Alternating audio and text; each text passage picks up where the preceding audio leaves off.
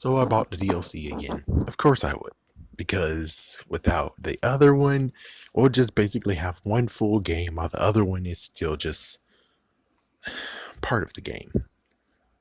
Of course, you will be like, oh, well, you're now basically supporting them and you're giving them encouragement to do this and all that stuff. But if you listen to what they basically said that the DLC may be in the near future, not sure, but they just said for right now the DLC was technically the way to go instead of giving a third installment of a game. So instead of sword, shield, and weapon, sword, shield, and weapon, they decided to actually just give us the DLC instead, and to pay $60 for both DLC is practically buying a brand new game. And well, there's it's just jam packed this stuff, you know. It's like for those who actually are like truly on the fence or don't give a care, but would like to at least listen a little bit. So the DLC, if you guys already most likely noticed, but of course maybe you just didn't care. DLC number one deals with the armor. Yeah, so the armor ticket. Basically, we now go into armor aisles, aisles of armor, blah blah blah, and you basically get a mystical Pokemon you're able to actually use and fight with. Yeah, and that is of course is Kubfu, and let's see, I think it's about pretty much it. It's just basically getting Kubfu, training it, and leveling it. Plus, you get to have more Pokemon to capture because many people are whining about that crap. So more Pokemon to explore and capture. They expanded the Pokedex. You're able to get either Bulbasaur or Squirtle, but considering now, I'm talking right now, and they already just had an event that gave us both of the starters, it kind of doesn't matter anymore. Well, basically, the people who are really, really trying to look for those mushrooms, those special mushrooms, so they can actually get Gigamax versions of the Pokemon, well, now they're freaking damn screwed.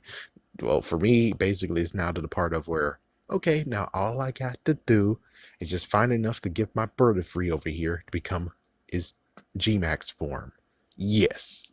It's like, yeah, so I don't actually have to sacrifice it. Oh my goodness, hold on, my stupid controllers try and act like a fool.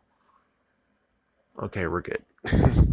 Anyways, that was the first part. The first part is pretty good. The second part is the one that actually is the footnote.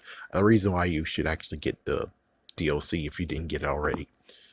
So the footnote is that you basically are able to get many legendary Pokemon from the past. Sadly, they did split them up, but it kind of sucks. Let me just say that if you can actually go with people online, it's best. Going with the robo dumbasses is the suckiest thing ever. It's like you already see like the chronological version of Pokemon Sword, where I'm like, oh my gosh, you idiot, you fucking idiot. It's like, yeah, it took many times to capture Moltres, took many times to catch Zygarde, because Zygarde, they definitely made sure he was the superior one of the final boss. Kyurem was kind of alright.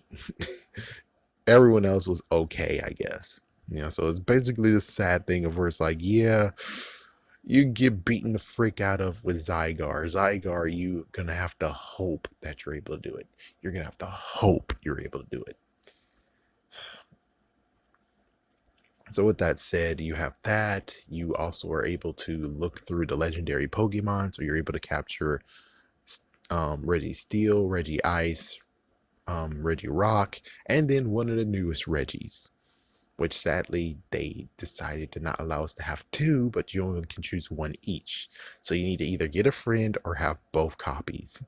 And let me tell you, it's kind of hard now these days where it's like, I have both versions on the same freaking Nintendo Switch Lite. It sucks. Where it's like, oh, damn it. Yeah, because you can't switch among each. My gosh, it just sucks. It just freaking sucks. Anyway, my gosh. You also have to capture this special legendary Pokemon, which I have to believe. Remember when you watched the first one, if you did watch the start of Sword and Shield, and it's like those two, and then you saw the wind going, but it didn't get dark. It's just, I'm pretty sure that's the Pokemon that we saw now. The Pokemon is the grass type slash psychic type. That's the one that they were hinting at this whole entire time. Allegedly. They might have also been hinting at the ugliest one I've ever seen in the world. Zygar, I know I said you were ugly on Miiverse and I got in trouble for it because apparently I was bullying. Yeah, telling a Pokemon that's not really real is ugly is bullying. Hey. Yeah, let me guess. If I would have done the same thing and said, Zyger, I apologize. This new freaking damn dragon type is the ugliest one I've ever seen. I'm sorry, you're tolerable. This guy is completely ugly as fuck. It's like, seriously, he is completely freaking damn ugly. He's the ugliest thing I've ever seen, and I was hoping they'd give us another version of him, another alternate form that looks tolerable, but hell no, he still looks like this. Hell no, what the fuck, man? You're also able to capture the Knights of Unova. You're able to do that, which, oh, the ground type is the suckiest one of them all. I mean, damn, he is so damn hard to freaking damn capture, this son of a. And then you have the legendary birds, which actually incorporates the brand new way of how they're going to do roaming Pokemon. And I love the hell out of it. I love the hell out of it. The craziest part is to be the fact of, let's see, Moltres is in the Isles of Armor. I didn't mention what the other one is, but let's just say that the newest place that you're able to unlock, that's the one where Articuno is. And then as for Zapdos, he's actually on the main area, the main hunting ground, the main capturing area in the original game. And he is freaking a speed demon as fuck. It's like, you better have your freaking bike up to snuff, because if not, you're not going to be able to catch him. You're not able to capture him at all. Holy frick. Holy frick. So anyways, yeah, that's about it. I haven't seen a shiny Pokemon since, as well as because I'm not as dedicated as I used to be. But considering times are changing, I'm pretty sure I can't see shiny Pokemon the way that I used to be able to see it, which is, once upon a time, you'll be able to just walk in the grass and then lo and behold, oh my gosh! Nowadays, it's more like, oh, you gotta get the special charm. Or I don't know how to even it freaking works these days. It's like, can I see a freaking shiny thing in the grass, please? It's like, I don't know. So that's the sad part, is I don't know in that one. But yeah, the DLC is definitely something to get. I know that many people are gonna fight and be like, that sucks. It's now a $90 game. But it's like, yeah, think about it this way. Would you rather actually pay $120 for 2 games, or 90 and technically you do have 2 games? Technically. What exactly do you think? Just saying. What do you think about that?